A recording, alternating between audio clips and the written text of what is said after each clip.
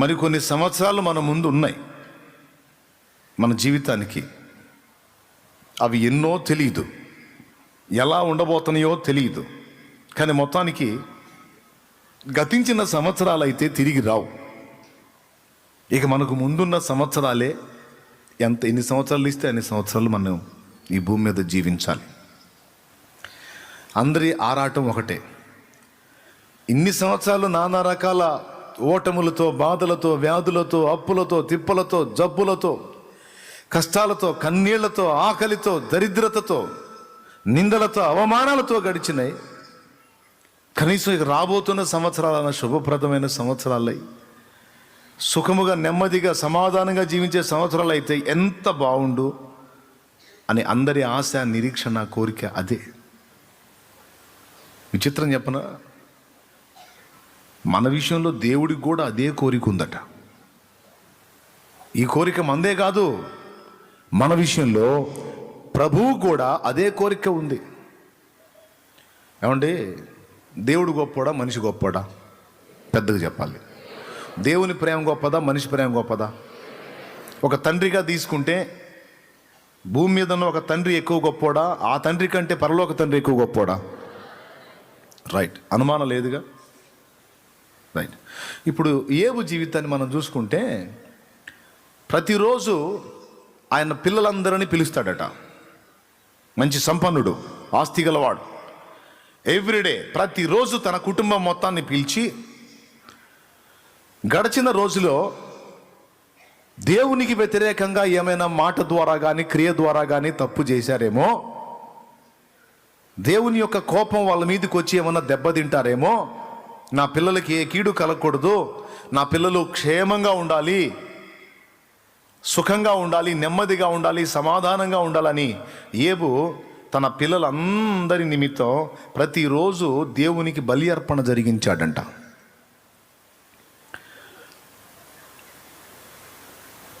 ఏబు తన కోసం చేసినట్టుందా? ఒకసారి మీరు చూస్తే ఆ వచనం ఏబు గ్రంథం 1వ అధ్యాయంలో ఏబు తన కోసం అది చేశాడేమో చూడండి.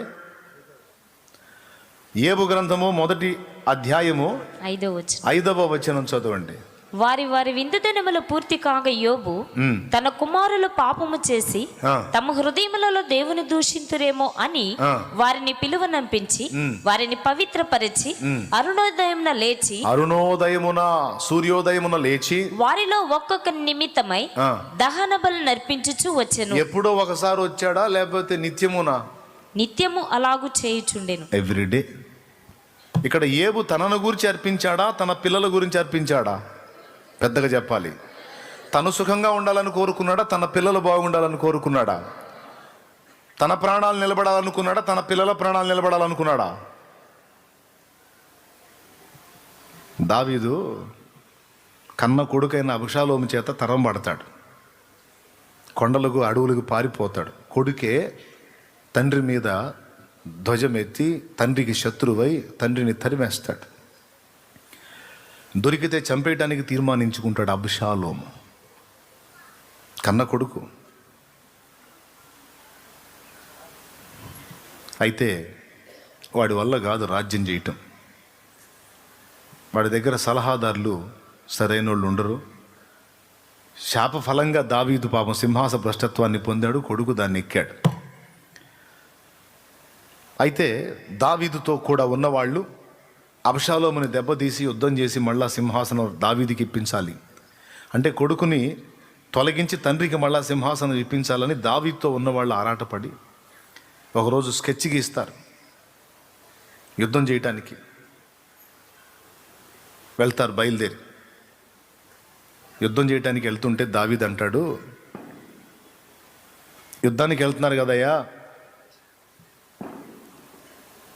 వాడు మంచి పని చేశాడో చెడ్డ పని చేశాడో తలంచొద్దు, నా నిమిత్తము నా కుమారుడైన అబషాలోమును కొంచెం కనిపెట్టండి అంటాడు. అంటే అర్థం ఏంటో తెలుసా? వాడు నన్ను చంపటానికి తరిమాడు, నేను చిక్కితే వాడు నన్ను చంపుతాడు, చంపటానికే నన్ను వెంటాడాడు, కానీ దేవుని కృపతో నేను తప్పించుకున్నాను. అయినప్పటికీ వాడు నా కన్నబిడ్డ కనుక వాడు నన్ను చంపడానికి ప్రయత్నించినటువంటి కన్నబిడ్డ అయినా ఇప్పుడు మీ చేతికి ఒకవేళ వాడు చిక్కి వాడు మీరు చంపే పరిస్థితి వస్తే నన్ను గుర్తు చేసుకొని నా నిమిత్తం వాడిని వదిలేయండి అంట. తండ్రి దుర్మార్గమునకు ఒడిగట్టినటువంటి కుమారుణ్ణి బ్రతకనిమ్మన్నాడు. తండ్రి ప్రాణాన్ని నిలువున తీయటానికి ఇష్టపడ్డ కుమారుణ్ణి నా ప్రాణాన్ని కోరాడు కనుక వాడు కొడుకేంది నేను తండ్రినేంది వేసి పడేసేయండి అల్లా. పితృవాత్సల్యం. ఒకడేమో తన కోసం కాదు తన పిల్లల కోసం రోజు బలు అర్పిస్తే, ఒకడేమో నా నిమిత్తము అబ్షాలోమును బ్రతకనీయండి అన్నాడు. ఇట్లా మనం బైబిల్లో చూసుకుంటే కొంతమంది తండ్రులు వాళ్ళ పిల్లల క్షేమం కోసం వాళ్ళు ఎలాంటి పనులు చేశారో గ్రంథంలో రాయబడి ఉంటుంది. ఏమండి, మనుషులకే తన బిడ్డల విషయంలో వాళ్ళు సుఖంగా ఉండాలి, క్షేమంగా ఉండాలి, ఆశీర్వాదకరంగా ఉండాలి, వాళ్ళకు ప్రాణ ప్రమాదం కలగకూడదు, వాళ్ళు అన్ని విషయాల్లో నెమ్మదిగా ఉండాలని మనుషులకే మనుషుల మీద అలా ఉంటే, ఈ తండ్రుల్ని ఆ పిల్లల్ని మొత్తాన్ని కన్న తండ్రి పైన ఒకడు కూర్చొని ఉన్నాడు. ఆయనకి ఎంత తీపి ఉంటుందండి మన మీద, ఒక్కరు ఆలోచించండి. మనం దరిద్రగొట్టు జీవితాల్లో ఉండటానికి ఇష్టపడతాడా? శాపగ్రస్తమైన బ్రతుకులు బ్రతకటానికి ఇష్టపడతాడా? శపితమైన జీవిత అనుభవాల్లో ఉండటానికి ఇష్టపడతాడా? కన్నీళ్ళే అన్నపానాలుగా బ్రతికేటువంటి బ్రతుకుల్లో మనం ఉండటానికి ఇష్టపడతాడు. నువ్వు ఇష్టపడతావా నీ బిడ్డలు అట్టుంటానికి? ఏమమ్మా నువ్వు ఇష్టపడతావా? ఏమయ్యా నువ్వు ఇష్టపడతావా నీ పిల్లలు అడుక్కునే స్థితిలో ఉంటాను నువ్వు ఇష్టపడతావా? నీ పిల్లలు రోగగ్రస్తులై దరిద్రగొట్టు స్థితిలో ఉండటానికి నువ్వు ఇష్టపడతావా? నీ పిల్లలు అప్పుల పాలై నానా బాధల్లో పడి అల్లకల్లోలం అయిపోవడానికి నువ్వు ఇష్టపడతావా? అవసరమైతే నీ తల తాకట్టు పెట్టినా సరే వాళ్ళని బంధకాల్లోంచి విడిపించి, అవసరమైతే నువ్వు బలి అయినా సరే వాళ్ళకు బ్రతుకునివ్వడానికి ఆరాటపడతావు. తండ్రివి నువ్వు, తల్లివి నువ్వు. నేనేమైపోయినా పర్వాలేదు, నా బిడ్డలు బాగుండాలి. పితృవాత్సల్యం, మాతృవాత్సల్యం, అమ్మా నాన్నల యొక్క ఆశ ఆకాంక్ష అది.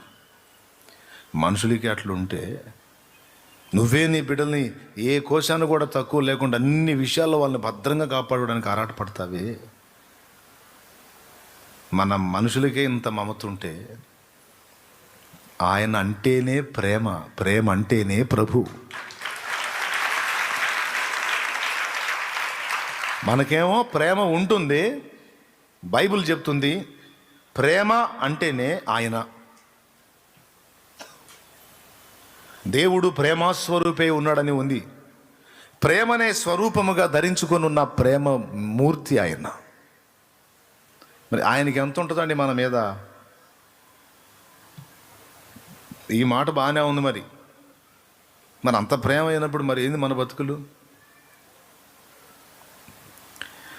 దీనికి కారణం ఆయన కాదు, 100% మనమే. అర్థమైందా? ఈరోజు మనం అనుభవిస్తున్నటువంటి సకల పరిస్థితులకు కారణం ఆయన కాదు, మనమే. ఏ ప్రేమను బట్టి మనల్ని నిర్మించాడో ఆ ప్రేమను బట్టి మనకు స్వేచ్ఛనిచ్చాడు. ఆయన అదుపాజ్ఞల్లో నడుచుకొని, ఆయన యందు భయభక్తులు కలిగి జాగ్రత్తగా ఆయనకు లోబడి నడుచుకుని ఆశీర్వాదకరమైన జీవితం అనుభవించడం నీ చేతుల్లోనే పెట్టాడు. ఆయన మాటలను తిరస్కరించి ఇష్టం వచ్చినట్టుగా ఊరేగి ఇష్టం వచ్చిన జీవిత అనుభవాల్లోకి వెళ్ళి ఆయనకు వేరైన జీవితం, దరిద్రతతో నిండిపోయిన జీవితం జీవించడానికి కూడా స్వేచ్ఛ నీకే ఇచ్చాడు. ఎక్కడ నిన్ను బలవంత పెట్టలా, ఎక్కడ నిన్ను ఇబ్బంది పెట్టలా, నీ ఇష్టం అన్నాడు. నీకు ఆలోచన ఉంది, నీకు ఐడియాలజీ ఇచ్చాను, జ్ఞానం ఇచ్చాను, స్వయం నిర్ణయ అధికారం ఇచ్చాను, శక్తినిచ్చాను. స్వయం నిర్ణయాధికారం అంటే నువ్వు ఏదనుకుంటా చేయటానికి నీకు అధికారం ఇవ్వబడింది. నువ్వు అనుకున్న దాన్ని చేసుకోవడానికి నీకు స్వేచ్ఛ ఇవ్వబడింది. ఎక్కడ దేవుడు నిన్ను అడ్డగించడు. ఈరోజు నువ్వు దేవుని సన్నిధికి వచ్చావు, రావచ్చు, లేదా ఇంటికాడ పెరుగనని బొబ్బవచ్చు. నువ్వు దేవుని సన్నిధికి వచ్చావు, కొంతమంది కూర్చున్నట్టు పోయి పనికి మాలిన కార్యక్రమాల్లో కూర్చోవచ్చు. నువ్వు పోయి నిన్నేమన్నా ఎవరన్నా కొట్టారా, ఎవరన్నా బెదిరించారా, కనీసం నేనేమన్నా నీకేమన్నా ఫోన్ చేశానా? కనీసం ఏమైనా బెదిరించానా? ఈరోజు మర్యాదగా చర్చికి రాకపోతే నీ ఇంటికి వచ్చి కొడతా నేనేమని చెప్పానా? నేను చెప్పలా, కానీ వచ్చారు. నీ హృదయంలో దేవుని కొరకైనా ఒక ఆశ కలిగింది. ఈరోజు నేను నా దేవుని సన్నిధిలో గడపాలి, నా తండ్రితో గడపాలి, నా ప్రభువుతో, రానున్న సంవత్సరాన్ని నా ప్రభువుతో నేను ప్రారంభించాలి, నా తండ్రితో ప్రారంభించాలి, నా యేసుతో ప్రారంభించాలి. తర్వాత ఏ పరిస్థితులన్నా కానీ నా ఆరంభం ఆయన అనే ఒక మంచి సద్బుద్ధితో, మంచి ఆలోచనతో మీరు ఇక్కడికి వచ్చారు. ఇక్కడికి రమ్మని నిన్ను బతిమలాడింది లేదు, బెదిరించింది లేదు, ఇంకో చోటికి పోతానంటే నిన్ను ఆపేది లేదు. పూర్తి స్వేచ్ఛను ఇచ్చారు. ఇది ఎలాగో మానవుడు తన జీవితాన్ని తను ఎలా అంటే అలా నడిపించుకోవటానికి ఎవ్వరికి వాళ్ళకి ఫ్రీడమ్ ఇచ్చాడు. ఎందుకంటే ఆయన ప్రేమ నియంత కాదు, ప్రేమ స్వరూపి. నిజమైన ప్రేమ స్వేచ్ఛనిస్తుంది, పనికిమాలిన ప్రేమ బలవంత పెడుతుంది. ఎవరో మొన్న ఒక వెధవాయ అంటున్నాడు, బలవంతంగా మీరు మారుస్తున్నారు. ఎవడు చెప్పాడు బలవంతంగా? ఎవడు మారుస్తున్నాడు?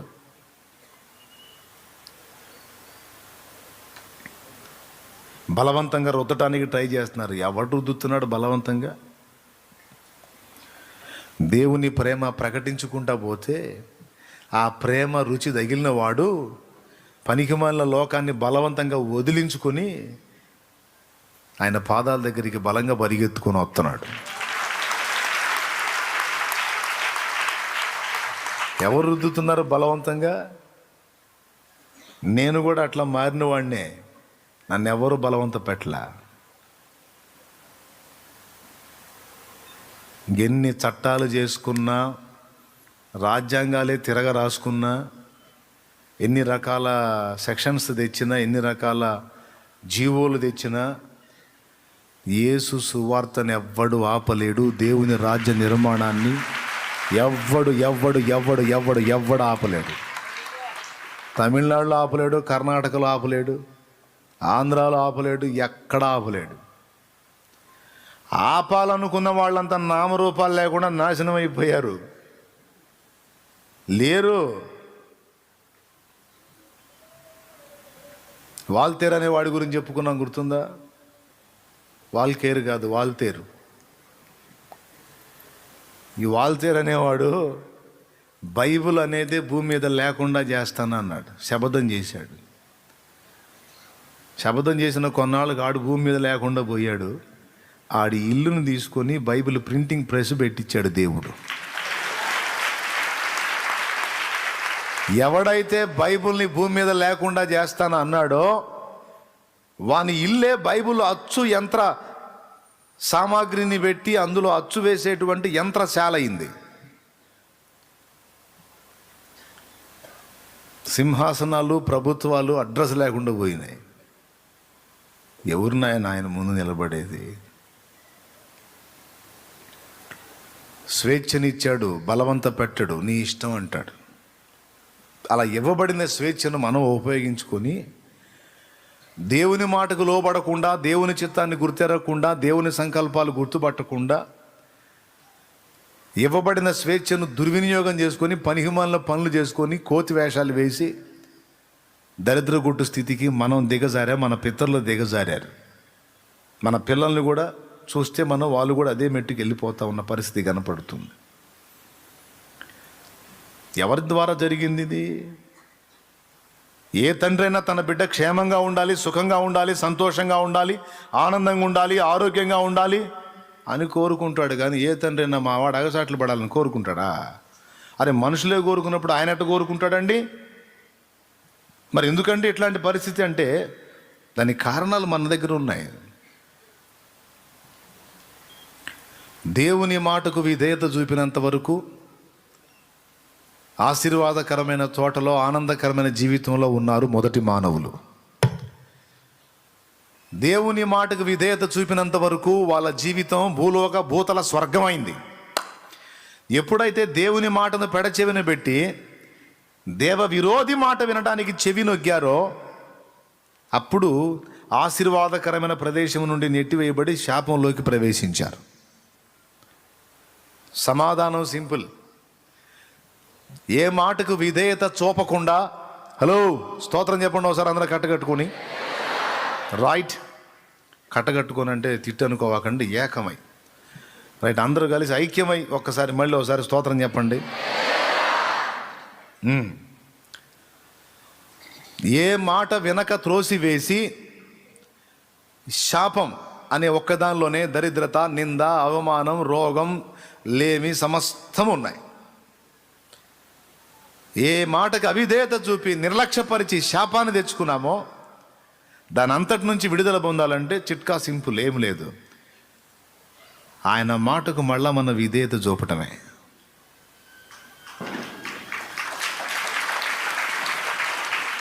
ఏ మాట వెనక దరిద్రం తెచ్చుకున్నామో ఆ దరిద్రం నుంచి విడుదల పొందాలంటే ఇప్పుడు మళ్ళీ ఆయన మాటకు మనల్ని మనం లోపరుచుకోవడానికి సాధన మొదలు పెట్టాలి. అప్పుడు మారిద్ది జీవితం, అప్పుడు మారిద్ది బ్రతుకు. ఈ పని చేయకుండా నువ్వు ఎగురుకుంటా గంతులేసుకుంటా క్రొత్త సంవత్సరంలో ప్రవేశించినా బుస్సే, పొరలాడుకుంటా దొర్లాడుకుంటా నువ్వు ప్రవేశించినా బుస్సే, తప్పతాగి చిందులేస్తా క్రొత్త సంవత్సరం వచ్చేరా అని నువ్వు గంతులేసుకుంటా పోయినా ఒట్టిదే. నువ్వు కేకులు కట్ చేసి మొఖాల నిండా పూసుకున్నా, ఒకళ్ళ నోట్లో ఒకళ్ళు పెట్టుకున్నా ఏ ఉండదు. రహస్యం అంతా ఒక్కటే ఉంది, నా ఆజ్ఞ నీవు గైకొనిన ఎడల, నా మాటకు నీవు చెవియొగ్గిన ఎడల, ఇకనైనా నాకు విధేయత చూపిన ఎడల సుఖముతో సంతోషముతో గడిచిపోయే సంవత్సరములు నేను నీకు ఇస్తాను అని ఆయన మాట్లాడుతున్నాడు.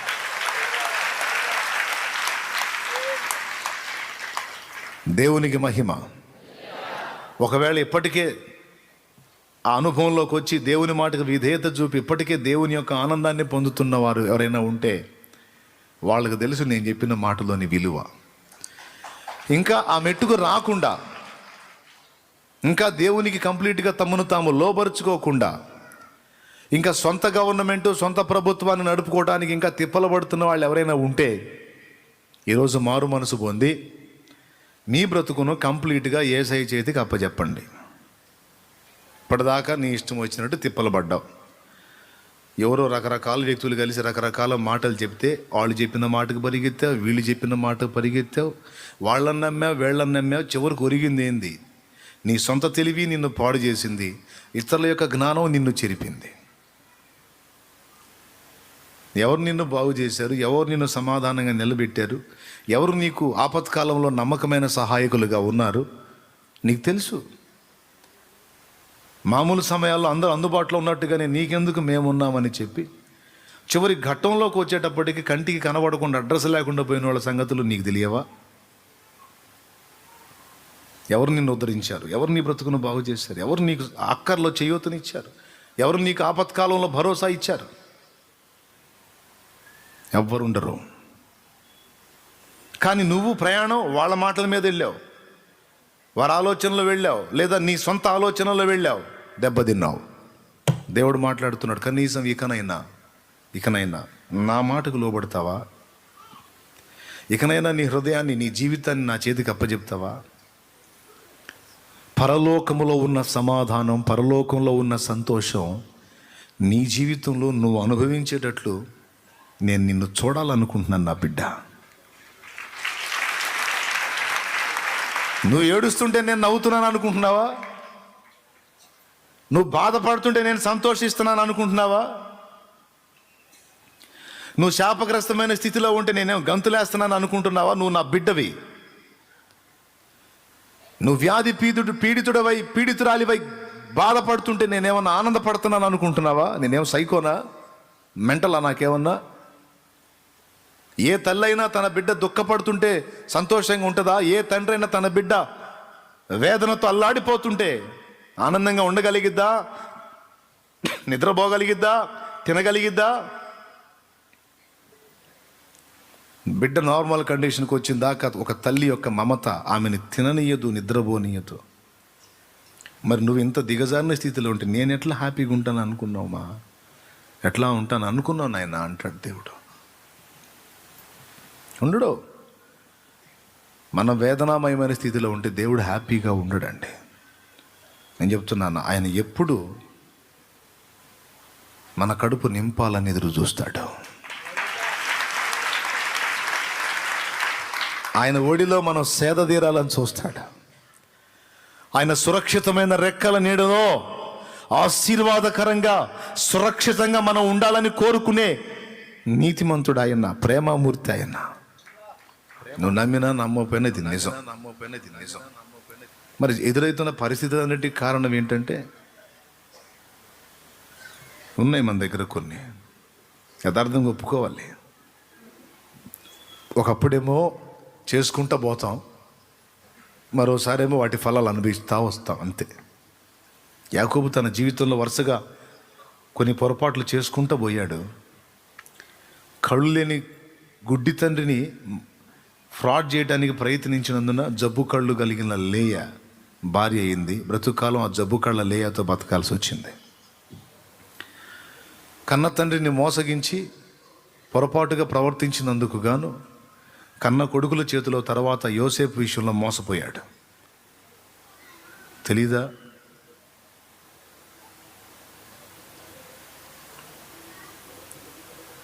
మనిషి వరుసగా చేసుకుంటూ వస్తాడు కొన్ని పొరపాట్లు. సగం కాలమేమో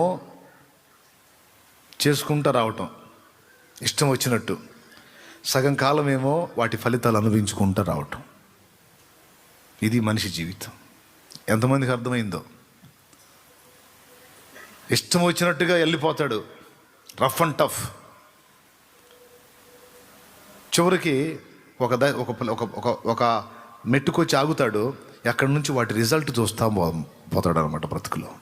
అదే జరుగుతుంది జీవితాల్లో.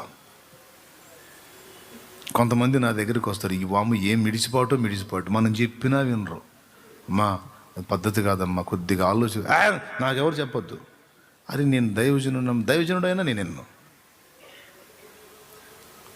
అన్నాళ్ళని చూశాను. నేను నీకు అయిద్దిలే పని అనుకున్నా, ఇంకేం చెప్తాను. మరి ఇంత మిడిమేళంగా ఊరేగుతున్నావు అంటే ఖచ్చితంగా నీకు తగిన శాస్తి జరిగేది అనుకుంటాను.